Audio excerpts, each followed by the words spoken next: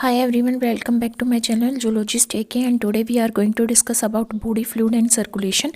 तो body fluid and circulation के अंदर हम सबसे पहले ब्लड के बारे में बात करेंगे।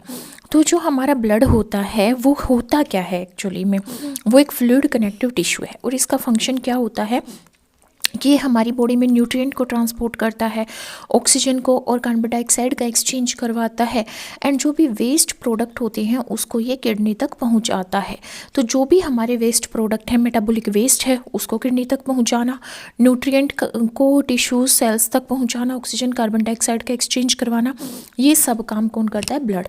तो ब्लड क्या है? कि मीडियम है, मीडियम ऑफ ट्रांसपोर्ट, ठीक है। और ये क्या है? फ्लूइड है, मतलब लिक्विड फॉर्म में प्रेजेंट है, कनेक्टिव टिश्यू है क्योंकि बहुत सारे टिश्यूज़ को कनेक्ट करता है। अब इसके अंदर क्या क्या प्रेजेंट होता है? इसके अंदर प्लाज्मा होती है, ब्लड सेल्स होती हैं और क्या होती है? प्लेटलेट्स होती हैं। Plasma, blood cells and platelets. जो ब्लड होता है वो हमारी बॉडी वेट का 8% पार्ट फॉर्म करता है और हमारे ब्लड का एडल्ट में, एवरेज एडल्ट में, ये हमारा जो ब्लड है हमारा अंदर 5 to 6 लीटर प्रेजेंट होता है। एवरेज इसकी जो अमाउंट है या वॉल्यूम है वो कितना होता है? 5 to 6 लीटर होता है। देखो, जो ब्लड है उसके अंदर क्या पाया जाता है? 55% प्लाज्मा पाई जाती है, 45% फॉर्म्ड एलिमेंट पाए जाते हैं और मोर देन 1% क्या पाई जाती है? प्लेटलेट। जो प्लाज्मा होती है उसके अंदर 90% वाटर होता है और 10% क्या होता है? प्रोटीन्स, इलेक्ट्रोलाइट्स, मेटाबॉलिक न्यूट्रिएंट जैसे लैक्टिक एसिड हो गया, भाई हमारा लिपिड्स हो गए, कार्बोहाइड्रेट्स हो गए, प्रोटीन्स हो गए, विटामिन्स हो गए, ठीक है। मेटाबॉलिक वेस्ट प्रोडक्ट्स जैसे यूरिया, ठीक है, क्रिएटिनिन, ये सब, और हार्मोन्स, ये सब किसके अंदर होते हैं? प्लाज्मा के अंदर। अब जो प्रोटीन्स होते हैं उन प्रोटीन्स में भी 3 मेन प्रोटीन होते हैं प्लाज्मा के अंदर। एक होता है एल्ब्यूमिन जो कि सबसे लार्ज अमाउंट में प्रेजेंट होता है, दूसरा होता है इम्यूनोग्लोबिन जो एंटीबॉडी की फॉर्मेशन करता है, तीसरा होता है फिब्रिनोजन जो ब्लड क्लॉट बनाता है जब इंजरी होती है उस टाइम पे, ठीक है। अब जो फॉर्म्ड एलिमेंट है उसके अंदर आती हैं ब्लड सेल्स। क्या आती हैं? ब्लड सेल्स, जिसमें से 98 to 99% कौन फॉर्म करती है? एरिथ्रोसाइट। एरिथ्रोसाइट को क्या बोलते हैं? White red blood sales, short form में क्या बोलते हैं? Red blood sales. और 1 to 2% पार्ट फॉर्म कौन करती है? वाइट ब्लड सेल्स, जिसके अंदर हम फर्दर उसको क्लासीफाई करते हैं किसमें? ग्रेनुलोसाइट्स में और ए ग्रेनुलोसाइट्स में। तो जो ग्रेनुलोसाइट्स हैं उनके अंदर एक सेकेंडरी ग्रेन्यूल्स पाया जाता है। प्राइमरी ग्रेन्यूल्स कौन होते हैं? लाइजोसोमल बॉडीज। प्राइमरी ग्रेन्यूल्स जो होते हैं वो कौन होते हैं? लाइजोसोमल्स बॉडी होती है, लाइजोसोम्स। सेकेंडरी ग्रेन्यूल स्पेसिफिक होते हैं जो किसी भी पर्टिकुलर एसिडिक या फिर बेसिक डाई से स्टेन होते हैं और ग्रेन्यूल लाइक अपीयरेंस देते हैं सेल्स को। तो ग्रेनुलोसाइट्स के अंदर सेकेंडरी ग्रेन्यूल्स पाए जाते हैं, ए ग्रेनुलोसाइट्स के अंदर सेकेंडरी या स्पेसिफिक ग्रेन्यूल नहीं पाए जाते बट उसके अंदर लाइजोसोम्स होते हैं। तो अगर हम ग्रेनुलोसाइट्स की बात करें तो ग्रेनुलोसाइट्स के अंदर कौन कौन सी सेल्स आती है? Monocytes and lymphocytes. Monocytes and lymphocyte. जो लिम्फोसाइट्स होती हैं उसको भी फर्दर आगे क्लासीफाई किया जाता है बी सेल्स में एंड टी सेल्स में। बी सेल्स जो हमारी फर्दर डिवाइड होती हैं प्लाज्मा सेल्स के अंदर। प्लाज्मा सेल्स क्या करती हैं? एंटीबॉडीज जनरेट करती हैं। दूसरी होती हैं मेमोरी सेल्स। मेमोरी सेल्स क्या करती है? मेमोरी हेल्ड करती है किसी भी पर्टिकुलर डिजीज़ की, कि ये पैथोजन, ये डिजीज़ हमें पहले हो चुकी है या नहीं हो चुकी। और टी सेल्स क्या करती हैं? Cell mediated immune response generate करती हैं। ये साइटोकाइंस को रिलीज़ करती हैं जो दूसरी सेल्स को लाइक बी सेल्स को एक्टिवेट करता है। और जो टी सेल्स है वो एंटीजन प्रेजेंटिंग सेल्स की तरह भी एक्ट करती हैं जो दूसरी सेल्स के अगेंस्ट एंटीजन को प्रेजेंट करती हैं कि भाई ये पैथोजन, ये बैक्टीरिया, ये वायरस हमारी बॉडी में एंटर कर चुका है, ठीक है। अब हमारी ये तो होगी एक ग्रेनुलोसाइट। और ग्रेनुलोसाइट की बात करें तो ग्रेनुलोसाइट्स में हमारी फर्दर 3 कैटेगरी आती है सेल्स की: basophils, eosinophils and neutrophils. Basophils, eosinophils and neutrophils. तो सबसे पहले हम किसकी बात करेंगे, सबसे पहले हम बात करते हैं प्लाज्मा की। अब प्लाज्मा क्या है, लिक्विड कंपोनेंट है ब्लड का। It is the liquid component of blood, जो हमारा 55% अबाउट पार्ट फॉर्म करता है ब्लड का। ठीक है, इसके अंदर क्या होती हैं, प्लेटलेट्स भी होती हैं, आयंस भी होते हैं, प्रोटीन्स भी होते हैं, nutrients, waste material, dissolve gases and clotting factor, जो इसके अंदर का 10% पार्ट बनाते हैं। और बाकी बचा जो 90% पार्ट है वो कौन बनाता है, वाटर। अब इसके अंदर जो प्रोटीन्स हैं उनमें मेन प्रोटीन होता है एल्ब्यूमिन। ठीक है, जो मेन प्रोटीन है ह्यूमन प्लाज्मा का। प्लाज्मा को हम कैसे सेपरेट कर सकते हैं ब्लड से, हम क्यूवेट के अंदर ब्लड को रख के और उसको सेंट्रीफ्यूज करेंगे। जब सेंट्रीफ्यूज करेंगे तो उसके बाद सबसे ऊपर वाली जो लेयर आएगी वो आएगी प्लाज्मा की, बीच वाली जो लेयर्स आएगी हमारी वो हमारी सेल्स की आएगी, रेड ब्लड सेल्स की। सबसे नीचे वाली लेयर आती है रेड ब्लड सेल्स की, फिर प्लेटलेट्स की लेयर आती है, फिर प्लाज्मा की लेयर आती है। तो प्लाज्मा की डेंसिटी सबसे कम, फिर प्लेटलेट्स और फिर रेड ब्लड सेल्स। ठीक है, इस तरह से हमें अलग अलग क्या मिल जाता है, पोर्शन मिल जाता है, किसका, प्लाज्मा का, प्लेटलेट्स का और रेड ब्लड सेल्स का आफ्टर सेंट्रीफ्यूगेशन। तो अगर हमें ब्लड से प्लाज्मा को सेपरेट करना है तो हमें कौन सी टेक्निक यूज़ करनी पड़ेगी, सेंट्रीफ्यूगेशन करना पड़ेगा, सेंट्रीफ्यूज करना पड़ेगा हमें ब्लड को कुवेट में रख के। प्लाज्मा जो है उसके अंदर क्लोटिंग फैक्टर्स प्रेजेंट होते हैं। अगर प्लाज्मा के अंदर से क्लोटिंग फैक्टर्स को, जो कि हमारे 9 होते हैं, ठीक है, इन क्लोटिंग फैक्टर्स को अगर मैं रिमूव कर दूं, अगर इन क्लोटिंग फैक्टर्स को मैं रिमूव कर दूं, टोटल 9 नहीं होते, ये 12 होते हैं। ठीक है, अगर मैं इन क्लोटिंग फैक्टर्स को रिमूव कर दूं तो क्या बचेगा, सीरम बचेगा। अगर प्लाज्मा से मैं क्लोटिंग फैक्टर्स को रिमूव कर दूंगी तो क्या बचेगा, सीरम बचेगा। प्रोटीन्स के अलावा या क्लोटिंग फैक्टर्स के अलावा और भी कुछ सब्सटेंस होते हैं जो प्लाज्मा के अंदर प्रेजेंट होते हैं, जैसे पिगमेंट्स, जैसे bilirubin and biliverdin. Bilirubin and biliverdin किसके थ्रू सिक्रेट किए जाते हैं, लीवर के थ्रू। जब बिलीरुबिन की अमाउंट ब्लड में क्या हो जाती है, बढ़ जाती है, इंक्रीज हो जाती है, तो हमें कौन सी जो डिजीज हो जाती है, हमें जॉन्डिस हो जाता है। ठीक है, पीलिया। इसके अंदर बहुत सारे एंजाइम्स प्रेजेंट होते हैं, जैसे अमाइलेज। अमाइलेज क्या करता है, स्टार्च के ऊपर एक्ट करता है, starch is a form of carbohydrate. Lipase lipids के ऊपर एक्ट करता है, ट्राइग्लिसराइड्स के ऊपर एक्ट करता है। फोस्फेटेज फोस्फेट कंटेनिंग प्रोटीन्स के ऊपर एक्ट करता है। ट्रांस एमिनेज अमोनिया के ऊपर एक्ट करता है। ठीक है, अमाइनो एसिड कंटेनिंग जो भी हमारे प्रोटीन्स होंगे उनके ऊपर एक्ट करेगा। और कुछ हार्मोन्स प्रेजेंट होते हैं प्लाज्मा के अंदर।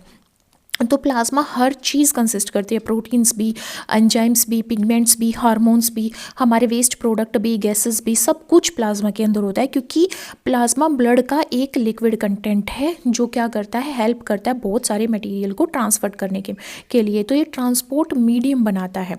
ठीक है, इसीलिए इसके अंदर हमारे पिगमेंट्स भी मिलते हैं, एंजाइम्स भी मिलते हैं। ब्लड एलिमेंट, ब्लड के एलिमेंट्स को, एलिमेंट्स क्या है, फॉर्म्ड एलिमेंट है, जैसे जो रेड ब्लड सेल्स है, वाइट ब्लड सेल्स है, फिर प्लाज्मा है या प्लेटलेट्स हैं। इनको कैसे सेपरेट किया जा सकता है ब्लड से, सेंट्रीफ्यूगल फोर्स के थ्रू, सेंट्रीफ्यूज में रख के। तो प्लाज्मा बन जाएगी, सबसे ऊपर लेयर आएगी प्लाज्मा की, बीच में आएगी प्लेटलेट्स की और सबसे नीचे आएगी एरिथ्रोसाइट्स की, जिसको हम रेड ब्लड सेल्स भी बोलते हैं। तो जब भी हम सेंट्रीफ्यूगल फोर्स के थ्रू सेंट्रीफ्यूज में रख के, क्यूवेट में रख के ब्लड को सेंट्रीफ्यूज करेंगे तो जो सेपरेशन होगा ब्लड के अलग अलग कंपोनेंट का, वो उनकी डेंसिटी और उनकी जो मूवमेंट वेलोसिटी है, जो एक्सेलरेशन है, उसके बेसिस पे सेपरेट होते हैं ये। तो सबसे लो डेंसिटी हमारी प्लाज्मा की होती है, इसलिए वो सबसे अपर लेयर फॉर्म करती है, और सबसे high density red blood sales की होती है, इसलिए वो सबसे लोअर पोजीशन पे आते हैं। ठीक है, अब जो भी वॉल्यूम होता है किसी भी ब्लड सैंपल में, मान लो 1 ml किसी भी पेशेंट का, चाहे वो मेल है या फिर वो फीमेल है, उसका 1 ml ब्लड सैंपल ले लिया। अब उस 1 ml ब्लड सैंपल में जितनी भी रेड ब्लड सेल्स होंगे उसको क्या बोला जाएगा, हेमोक्रेट वैल्यू। क्या बोला जाएगा, हेमोक्रेट वैल्यू बोला जाएगा। अब ये जो हेमोक्रेट वैल्यू है ये डिपेंड करती है कि उस पेशेंट का सेक्स क्या है, वो मेल है या फीमेल है। अगर वो मेल है तो 1 जो ml ब्लड है जो एज अ सैंपल कलेक्ट किया गया है मेल से, उसमें उसकी रेड ब्लड सेल्स की अमाउंट उस 1 ml का 44 to 49% पार्ट फॉर्म करेंगी। इसी तरह अगर फीमेल से लिया गया है 1 ml ब्लड का सैंपल, तो उसके अंदर जो रेड ब्लड सेल्स हैं वो 39 या फिर 43% पार्ट फॉर्म करेगी रेड ब्लड सेल्स उस ब्लड के वॉल्यूम का। तो ये जो रेड ब्लड सेल्स हैं 44 या 49% या फिर ये 39 to 43% जो रेड ब्लड सेल्स हैं, ये क्या है? ये हेमोक्रिट वैल्यू है। किसकी? रेड ब्लड सेल्स की वैल्यू जो किसी भी गिवन सैंपल में निकाली जाती है उसको हेमोक्रिट वैल्यू बोलते हैं।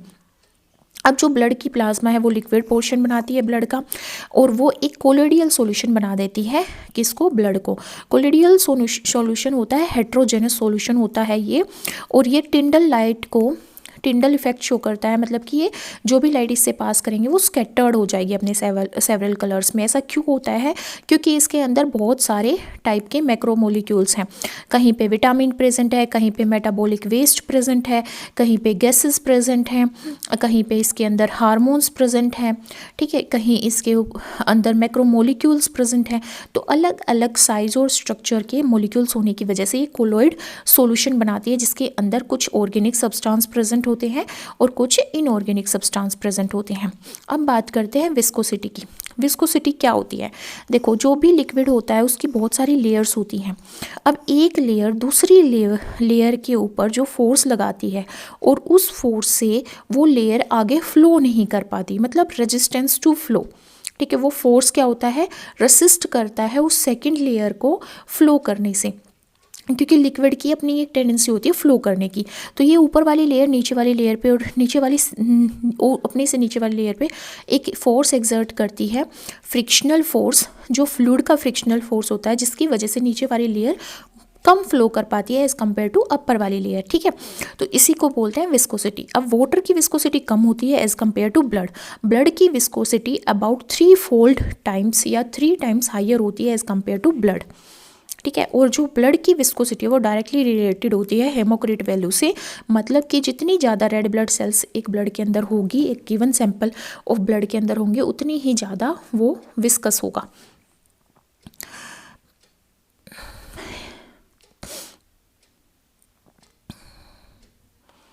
अब बात करते हैं हम फिजिकल करेक्टरिस्टिक्स की, ब्लड के फिजिकल करेक्टरिस्टिक्स की। जो ब्लड होता है उसका पीएच होता है 7.35 एंड 7.45, 7.35 एंड 7.45 उसका पीएच होता है, मतलब कि अप्रोक्स न्यूट्रल पीएच होता है ब्लड का। और टेम्परेचर कितना होता है? 100.4 डिग्री फ़ारेनहाइट होता है। ये हमारे बॉडी वेट का 8% पार्ट फॉर्म करता है। और ब्लड की विस्कोसिटी हम मेज़र करते हैं सेंटीपोज में। किसी भी लिक्विड की अगर हमें विस्कोसिटी को मेज़र करना है तो हम सेंटीपोज का यूज़ करते हैं। ये एक ऐसा यूनिट है विस्कोसिटी को मेज़र करने की, जैसे लीटर होता है, किलोमीटर होता है, ठीक है, मीटर होता है। इसी तरह ये भी सेंटीपोज भी क्या है? विस्कोसिटी को मेज़र करने की यूनिट है। तो ब्लड की विस्कोसिटी कितनी होती है? 4.5 to 5.5 सेंटीपोज पर सेकेंड। एवरेज वॉल्यूम कितना होता है एक मेल में, एक एडल्ट फीमेल में ब्लड का? मेल के अंदर 5 to 6 लीटर और फीमेल के अंदर 4 to 5 लीटर।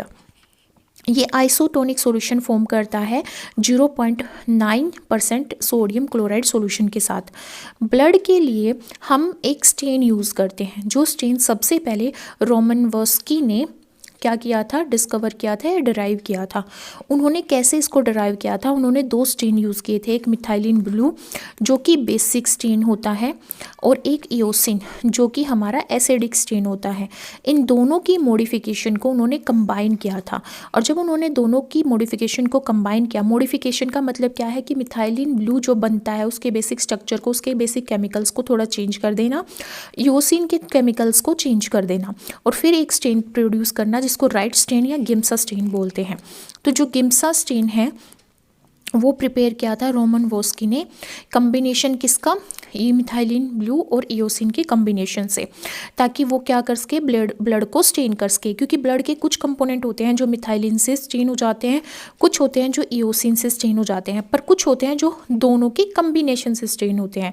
तो दोनों के कम्बिनेशन को गिम्सा या राइट स्टेन बोला जाता है, जो रोमनवस्की ने ड्राइव किया था 19th सेंचुरी में, ठीक है। मिथाइलिन ब्लू क्या है? ये ब्लू कलर का स्टेन है, ब्लू कलर देता है सेल को, और ये बेसिक स्टेन होता है। और ये कौन से कंपोनेंट को सेल के स्टेन करता है? अगर ये बेसिक है तो ये एसिडिक कंपोनेंट को स्टेन करेगा।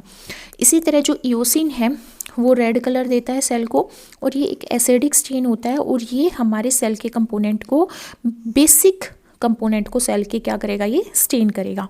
अब हम बात करते हैं differential white blood cell count की। Differential white blood cell count का मतलब क्या है कि अलग अलग टाइप की वाइट ब्लड सेल्स होती हैं, granulocytes and A granulocytes. Granulocytes में भी हमारे फर्दर टाइप्स होते हैं जैसे न्यूट्रोफिल्स, इओसाइनोफिल्स एंड बेसोफिल्स। इसी तरह ए ग्रेनुलोसाइट्स के भी टाइप होते हैं, लिम्फोसाइट्स एंड मोनोसाइट्स। तो इनकी कितनी परसेंटेज होती है हमारी वाइट ब्लड सेल काउंट में, वो हम देखेंगे। देखो, हमारे ब्लड के अंदर अगर हम 1 माइक्रोलीटर ऑफ ब्लड ले रहे हैं तो उसके अंदर टोटल वाइट ब्लड सेल्स का काउंट कितना होता है, 4800 टू 10800 अप्रोक्स, इसके बीच में रहेगा हमारा वाइट ब्लड सेल्स का काउंट। वाइट ब्लड सेल्स का काउंट बढ़ने का मतलब क्या है कि किसी भी बॉडी में क्या हो गया है, इन्फेक्शन हो गया है, इन्फेक्शन हो गया है, ठीक है।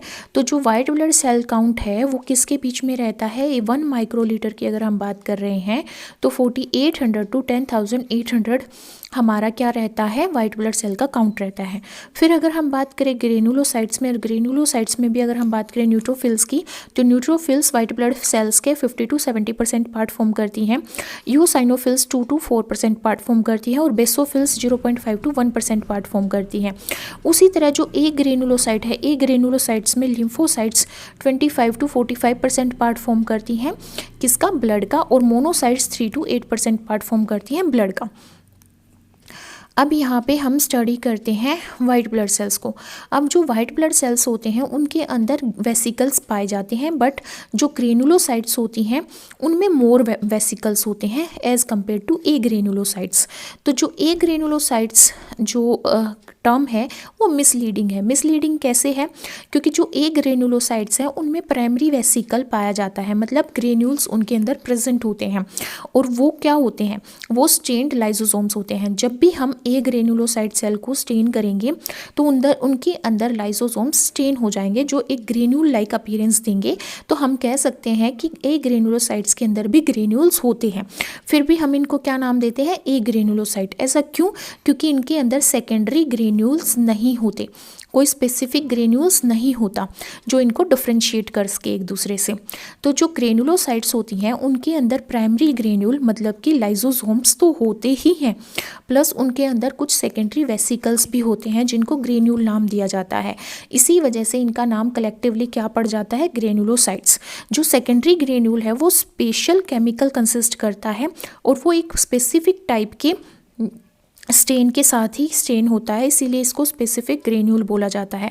ये जो केमिकल है सेकेंडरी वेसिकल के अंदर वो ग्रेन्यूल कहलाता है, जो ग्रेनुलोसाइट के फंक्शन को डिटरमाइन करेगा कि वो कौन से टाइप की ग्रेनुलोसाइट्स है, इओसाइनोफिल्स है, बेसोफिल्स है, न्यूट्रोफिल्स है। तो ग्रेनुलोसाइट्स के 3 आगे फर्दर कैटेगरी होती हैं सेल्स की, जिसमें न्यूट्रोफिल्स आती हैं, यूसाइनोफिल्स आती हैं, बेसोफिल्स आती हैं। जो ग्रेनुलोसाइट्स होती हैं उनके अंदर सेकेंडरी साइटोप्लाज्मिक ग्रेन्यूल होता है जो स्पेसिफिक स्टेन के साथ स्टेन होता है। जैसे कोई ग्रेन्यूल होगा जो एसिडिक स्टेन के साथ स्टेन होगा, कोई बेसिक के साथ, या कोई हमारे गिम्सा या राइट स्टेन के साथ स्टेन होगा, ठीक है। और जो ग्रेनुलोसाइट्स होती हैं वो लार्जर होती हैं और शॉर्ट लिव्ड होती हैं as compare to red blood cells. Red blood cells का लाइफ स्पेन 120 डेज़ का होता है, पर इनका लाइफ स्पेन 4 टू 5 डेज़ का होता है, और इनके न्यूक्लियस लोब्ड होते हैं। इस तरह से ऐसे लोब्यूल्स बने होते हैं इनके न्यूक्लियस के अंदर, किसी में 3 से 6, किसी में 2, किसी में 3, किसी में 1, ठीक है। तो ये लोब्यूल्ड मतलब लोब कंसिस्टिंग न्यूक्लियाई होता है इनका। तो सबसे पहले ग्रेनुलोसाइट्स में बात करते हैं न्यूट्रोफिल्स की। न्यूट्रोफिल्स को बोला जाता है PMNS। P का मतलब क्या है, पोली, M का मतलब क्या है, मोर्फो, N का मतलब क्या है, न्यूक्लियर। पोली मोर्फो न्यूक्लियर ल्यूकोसाइट्स। ल्यूकोसाइट्स मतलब वाइट ब्लड सेल्स, ठीक है। ल्यूकोसाइट्स मतलब वाइट ब्लड सेल्स। पोलीमोर्फोन्यूक्लियर मतलब इनका न्यूक्लियस लोब्यूल्स फॉर्म करता है, बहुत सारे लोब्यूल्स फॉर्म करता है, इसलिए हम बोलते हैं कि बहुत तरह की मॉर्फोलॉजी दिखती है। तो न्यूक्लियस के अंदर 3 से लेके 6 लोब्यूल्स प्रेजेंट हो सकते हैं। 2 टाइप के ग्रेन्यूल्स होते हैं जो एसिडिक और बेसिक डाई दोनों से स्टेन हो जाते हैं। इनका जो साइटोप्लाज्म है वो लिहालिक कलर देता है। इनके अंदर, इनके न्यूट्रोफिल्स के अंदर कौन से एंजाइम पाए जाते हैं, पेरोक्सीडेज एंजाइम पाया जाता है और हाइड्रोलाइटिक एंजाइम्स पाए जाते हैं। कौन कौन से एंजाइम्स पाए जाते हैं, पेरोक्सीडेज एंड हाइड्रोलाइटिक एंजाइम्स पाए जाते हैं।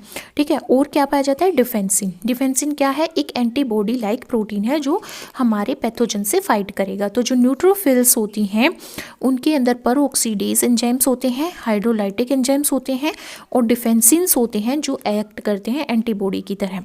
ठीक है, इनके अंदर बॉडी जो बैक्टीरिया की बॉडी है उनको डाइजेस्ट करने वाले एंजाइम्स भी पाए जाते हैं। ये सेल ईटिंग करती हैं।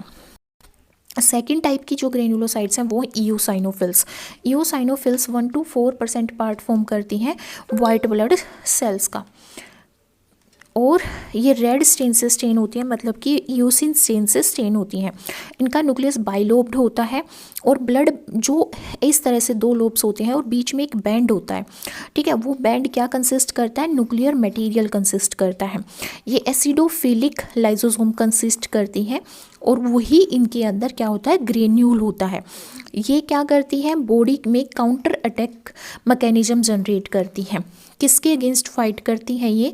पैरासिटिक वॉर्म्स के अगेंस्ट। जैसे मान लो किसी के अंदर हमारा प्लेटीहेल्मिंथेस की वजह से क्या हो रखा हो, हेल्मिंथेस जो है एज ए पैरासाइट किसी की बॉडी के अंदर रह रहे हो। ठीक है, तब हमारा ईओसाइनोफिल का नंबर क्या हो जाएगा? बढ़ जाएगा, जो उसके साथ फाइट करेंगी, उसको रिमूव करने के लिए, एराडिकेट करने के लिए। जब भी हमारी बॉडी में एलर्जी होती है तो जो भी एलर्जी कोजिंग हमारे एजेंट होता है, चाहे वो पोलन ग्रेन्स हो, चाहे फिर वो कोई एसिड हो। ठीक है, जैसे किसी को भाई इथोनिक एसिड से एलर्जी होती है, किसी को पोलन ग्रेन से एलर्जी होती है, तो वो जो भी एलर्जी कोजिंग हमारे पास सेल्स आई है जिसने अटैक किया है हमारी बॉडी को, उसको ये इनगल्फ कर लेती हैं और एक इन्फ्लेमेटरी रिस्पॉन्स जनरेट करती हैं एंटीहिस्टामिन को रिलीज़ करके, और जो भी पैथोजन होगा उसको ये फेगोसाइटोज कर लेंगी। जैसे हमारी अमीबा होती है, शुडोपोडिया फॉर्म करती है और अपने फूड का अपटेक करती है, उसी तरह ये क्या करेंगी? शुडोपोडिया लाइक एक प्रोसेस जनरेट करेंगी जिसके थ्रू ये जो भी हमारी एलर्जी कोजिंग एजेंट होगा उसको इनगल्फ कर लेंगी, उसको ईट कर जाएंगी। नेक्स्ट होती है ग्रेनुलोसाइट्स में बेसोफिल्स। बेसोफिल्स 0.5% पार्ट फॉर्म करती हैं वाइट ब्लड सेल्स का। ये यू और एस शेप्ड का न्यूक्लियाई कंसिस्ट करते हैं। इस तरह का न्यूक्लियाई होता है या इनका इस तरह का न्यूक्लियाई होता है with the 2 or 3 conspicuous constrictions. इस तरह से कॉन्स्ट्रिक्शंस होते हैं इनके न्यूक्लियाई में। ये मास्ट सेल की तरह ही होती हैं। फंक्शनली इनका फंक्शन जो है मास्ट सेल की तरह ही होता है, क्योंकि मास्ट सेल्स भी हेपरिन रिलीज़ करती है और बेसोफिल्स भी हेपरिन रिलीज़ करती हैं। इनकी ये large purplish black granules form करती हैं, क्योंकि ये मिथाइलिन ब्लू के थ्रू क्या करी जाती हैं? स्टेन करी जाती हैं। ठीक है, ये क्या सिक्रेट करती है? हिस्टामिन सिक्रेट करती है और हेपरिन। हेपरिन एक एंटी कोएगुलेंट होता है। जब ब्लड क्लोट होता है तो ब्लड क्लोट को होने से कौन रोकता है? हेपरिन रोकता है। ठीक है, हिस्टामिन क्या करता है? हिस्टामिन इन्फ्लेमेटरी केमिकल होता है, इन्फ्लेमेटरी रिस्पॉन्स जनरेट करता है, जिसकी वजह से सेल के अंदर स्वेलिंग हो जाती है, रेडनेस हो जाती है, ज़्यादा ब्लड फ्लो होने की वजह से फीवर हो जाता है। ये सारे क्या होते हैं? इन्फ्लेमेटरी रिस्पॉन्स होते हैं। तो यहाँ पे ये इसे वेसो डायलेटर एक्ट करेगा। वेसो का मतलब है ब्लड वेसल्स, तो ब्लड वेसल्स के ल्यूमेन को ये एक्सपेंड कर देगा, डायलेट कर देगा, ताकि ज़्यादा से ज़्यादा ब्लड फ्लो हो at the site of infection और at the site of injury, जिसकी वजह से वहाँ पे ब्लड फ्लो होगा, रेडनेस आएगी, स्वेलिंग आएगी। ठीक है, और ये ज़्यादा से ज़्यादा वाइट ब्लड सेल्स को अट्रैक्ट करता है, जिसकी वजह से वहाँ पे एक इम्यून रिस्पॉन्स जनरेट हो पाता है। नेक्स्ट बात कर रहे हैं ए ग्रेनुलोसाइट्स की। ए ग्रेनुलोसाइट्स जो होती हैं वो 2 टाइप की होती है, लिम्फोसाइट्स एंड मोनोसाइट्स। इनमें विजिबल साइटोप्लाज्मिक ग्रेन्यूल्स नहीं पाया जाता। ये सिमिलर होती हैं स्ट्रक्चरली बट फंक्शनली अलग अलग होती हैं। स्पेरिकल होती है लिम्फोसाइट, स्पेरिकल न्यूक्लियाई कंसिस्ट करती है, और जो मोनोसाइट होती है उसमें किडनी शेप्ड का इस तरह का न्यूक्लियाई प्रेजेंट होता है। ठीक है, तो जो लिम्फोसाइट्स होती हैं वो 25% या उससे ज़्यादा पार्ट फॉर्म करती हैं वाइट ब्लड सेल्स का, और इनके अंदर लार्ज पर्पल कलर का सर्कुलर न्यूक्लियाई होता है, जिसमें ब्लू साइटोप्लाज्म के थ्रू, मतलब कि ये हमारा ब्लू स्टेन्स के से स्टेन किया जाएगा। ये लिम्फोइड टिश्यू में पाए जाती हैं लिम्फोसाइट्स, ताकि ये क्या कर सकें? हमारे पैथोजन के साथ फाइट कर सकें। कि जो लिम्फोसाइट्स हैं वो 2 टाइप के होते हैं, टी सेल्स और बी सेल्स और natural killer cells. Natural killer cells कोई भी पैथोजन होगा, फॉरेन बॉडी होगी, डिजीज्ड हमारी सेल होगी, डेड सेल होगी, उसको किल कर देगा। टी सेल्स में टी हेल्पर सेल्स होती हैं, टी सी सेल्स होती हैं, साइटोटॉक्सिक सेल्स होती हैं जो सेल किलिंग का काम करती हैं और ये एंटीजन प्रेजेंटिंग सेल की तरह भी एक्ट करती हैं। बी सेल्स प्लाज्मा सेल्स बनाती हैं जो एंटीबॉडी रिलीज करती हैं, और मेमोरी सेल्स बनाती हैं जो मेमोरी हेल्ड करती हैं किसी भी बीमारी के लिए। ठीक है, तो जो लिम्फोसाइट्स हैं वो इम्यून रिस्पॉन्स जनरेट करती हैं, इसी वजह से ये लिम्फोइड टिश्यू में होंगे, जैसे स्प्लीन में, टॉन्सिल्स में।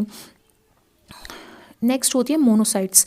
मोनोसाइट्स लार्जेस्ट लुकोसाइट है। लुकोसाइट क्या? White blood sales. तो ये लार्जेस्ट वाइट ब्लड सेल्स होती हैं मोनोसाइट्स, पर ये हमारा लीस्ट पार्ट फॉर्म करती हैं लुकोसाइट्स का, वाइट ब्लड सेल्स का 4 to 8% पार्ट ही बनाती हैं। ये पेल ब्लू साइटोप्लाज्म कंसिस्ट करती हैं, पर्पल स्टेन से स्टेन होती हैं, यू और किडनी शेप का इनका न्यूक्लियाई होता है। ये जब भी ब्लड सर्कुलेशन को छोड़ के टिश्यू में एंटर करती हैं तो ये मैच्योर सेल में कन्वर्ट हो जाती हैं जो कि मैक्रोफेज होती हैं, और ये सेल ईटिंग या सेल इनगल्फिंग का काम करती हैं जैसे अमीबा करती है फेगोसाइटिक एक्टिविटी के थ्रू।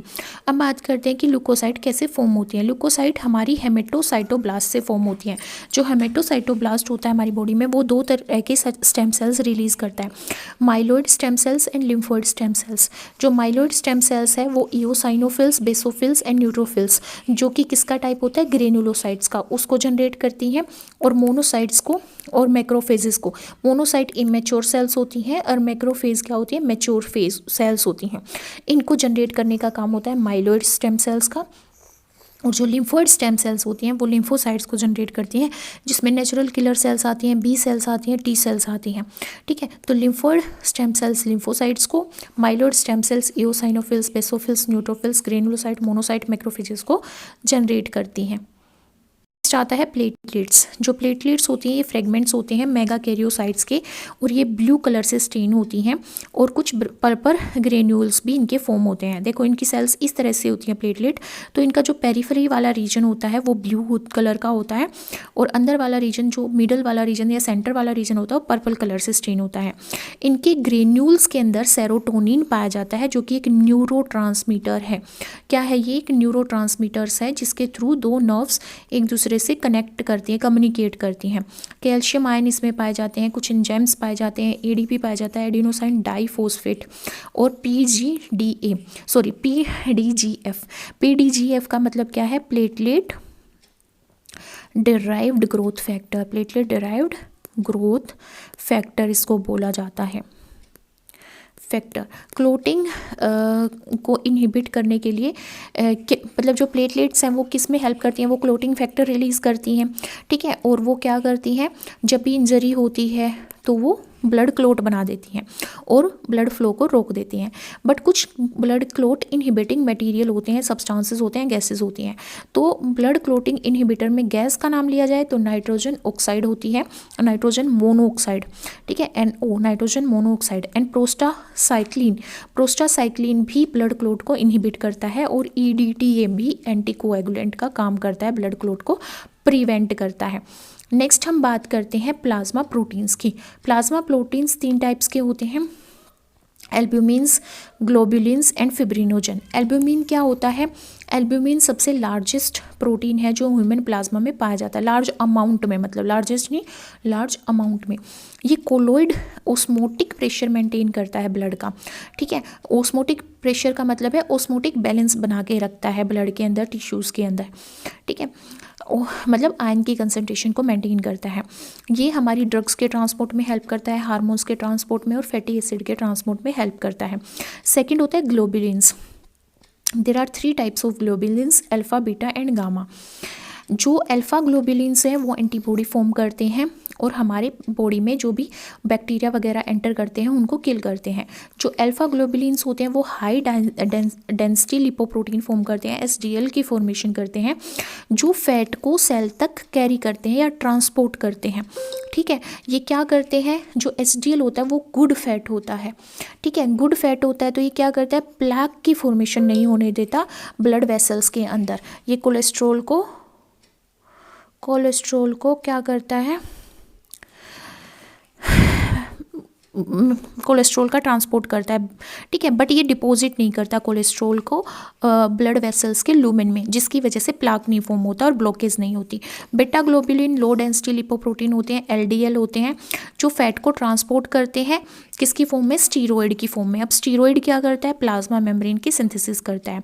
अब ये क्या करते हैं, ये कोलेस्ट्रॉल को प्रमोट करते हैं, जिसकी वजह से प्लाक की फॉर्मेशन होती है ब्लड वेसल्स में और हार्ट अटैक या भी उनके रिस्क बढ़ जाते हैं, क्योंकि लूमेन जो होता है ब्लड वेसल्स का वो कम हो जाता है, तो प्रेशर क्रिएट होता है और ब्लड क्लॉट बनता है। फिब्रिनोजन क्लोटिंग फैक्टर्स होते हैं, क्लोटिंग फैक्टर्स के प्रीकर्सर्स। जो फिब्रिनोजन्स है वो फिब्रिन में कन्वर्ट होता है जब ब्लड क्लॉट फॉर्म होता है, जो एक फाइबर लाइक सब्सटेंस होता है और स्टिकी सरफेस फॉर्म करता है, जिसकी वजह से इसके अंदर प्लेटलेट्स और रेड ब्लड सेल्स ट्रैप हो जाती हैं और क्या बन जाता है, ब्लड क्लॉट बन जाता है।